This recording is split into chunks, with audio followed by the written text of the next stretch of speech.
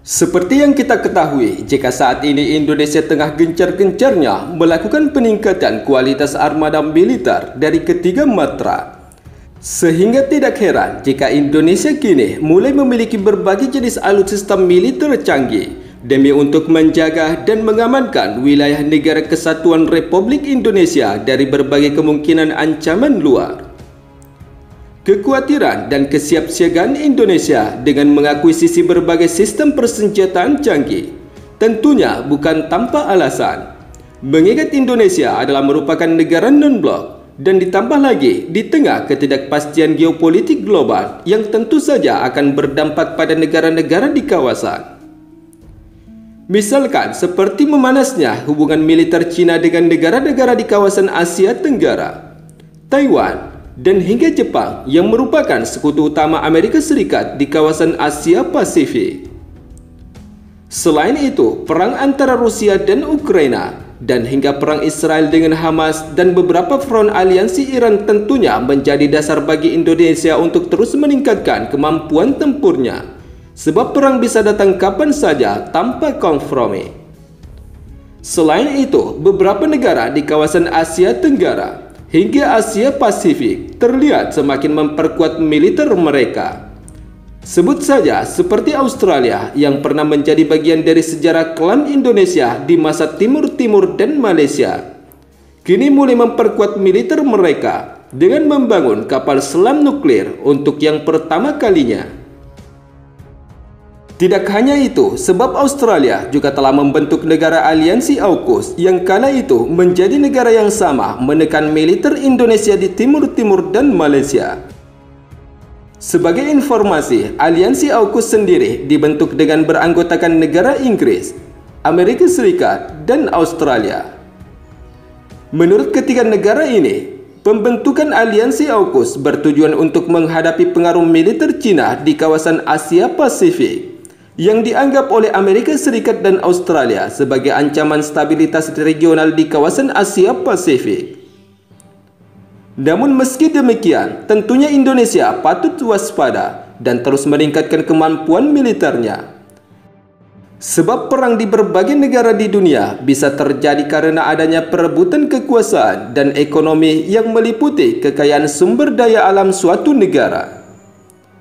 Selain itu, negara dengan kekuatan militer yang lemah tidak jarang selalu menjadi target sasaran dan dikendalikan oleh negara militer yang kuat.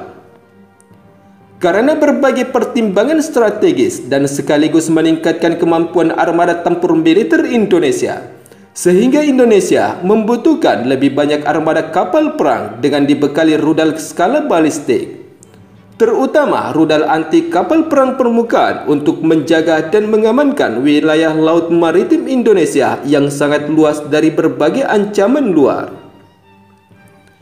Namun jika kita berbicara kapal perang, tentunya Indonesia merupakan salah satu negara yang mampu membuat sendiri berbagai jenis kapal perang.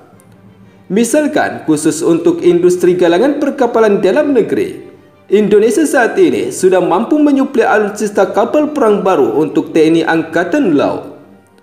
Selain itu, hingga saat ini Indonesia bahkan sudah mampu menyediakan berbagai jenis kapal perang khusus untuk Satuan Armada Kapal Perang TNI Angkatan Laut demi untuk menjaga dan mengamankan kekayaan sumber daya alam dan wilayah kedaulatan Indonesia dari berbagai kemungkinan ancaman dan penyusupan.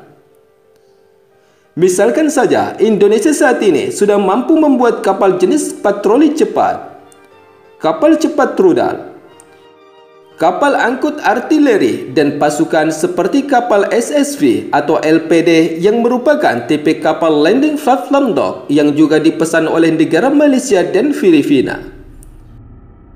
Kapal perang kelas korvet seperti KRI Bung Karno 369 yang dibangun PT PAL Indonesia.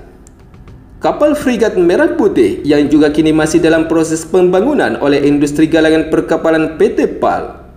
Dan hingga kapal selam Alugoro 405 yang kini sudah menjadi bagian dari armada kapal perang TNI Angkatan Laut Indonesia. Namun selain kapal selam Alugoro yang merupakan kapal selam hasil transfer of technology dari Korea Selatan, Tentunya TNI Angkatan Laut juga bakal dibekali kapal selam baru dan tercanggih, yaitu kapal selam Scorpène yang kini dalam tahap produksi oleh industri galangan perkapalan PT PAL Indonesia melalui transfer pengetahuan dan transfer of technology dari industri galangan perkapalan Perancis.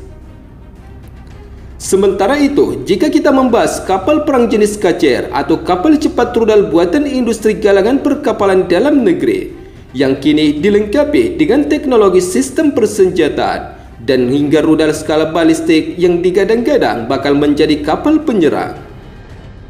Sementara berdasarkan sumber media informasi yang kami kutip pada 23 Agustus 2024, adapun spesifikasi dan sistem persenjataan yang memperkuat kapal perang jenis kapal cepat rudal buatan PT PAL Indonesia, yaitu sebagai berikut.